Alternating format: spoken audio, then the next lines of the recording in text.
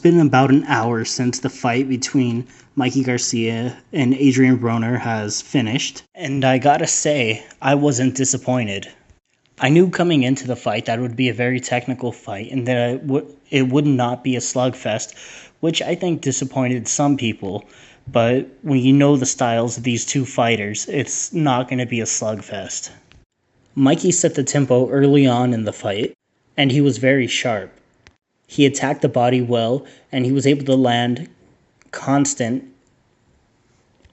combinations on Broner. By the end of the 5th round, Broner already looked like a fighter that's been defeated. Mikey kept doing his thing, and then Broner didn't really show boxing fans anything up until about the 10th round, which is probably the only round I gave him in that entire fight. But it was still Garcia after that controlled the final rounds.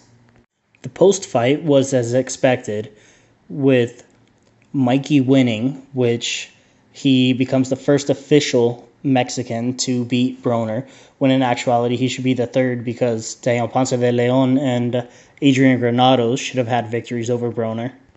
Mikey was humble as usual, but when it came time for Broner to speak, he seemed somewhat humble, and then he was back to his old arrogant self and showed very poor sportsmanship. I understand that losing sucks, but it's a constant thing with him. Even when he wins, he shows poor sportsmanship. He showed somewhat of a lack of class that not even any of the ass whoopings he's taken in fighting has humbled him. I mean, it seems like the only thing that could possibly humble this guy is either jail or the military. But his tune may change by tomorrow. Overall, the fight lived up to the hype. I mean, we saw two very technical fighters go in, and I was a little surprised to see that Mikey was definitely a sharper puncher than Broner, because Broner's known for his pinpoint accuracy, but Mikey was so much sharper. I'm not sure where Broner goes from here, but he definitely needs to get himself back in the win column, and against a viable opponent, no more cherry picking.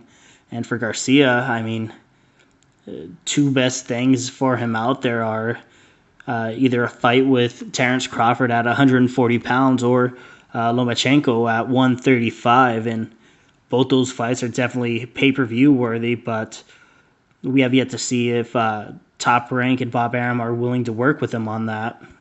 It would be safe to say that he'd be the A side of either of those fights, but the future's bright for him, and he's definitely the future of this sport if he keeps going at this pace, and should definitely be within the top 5 or 10 pound for pound.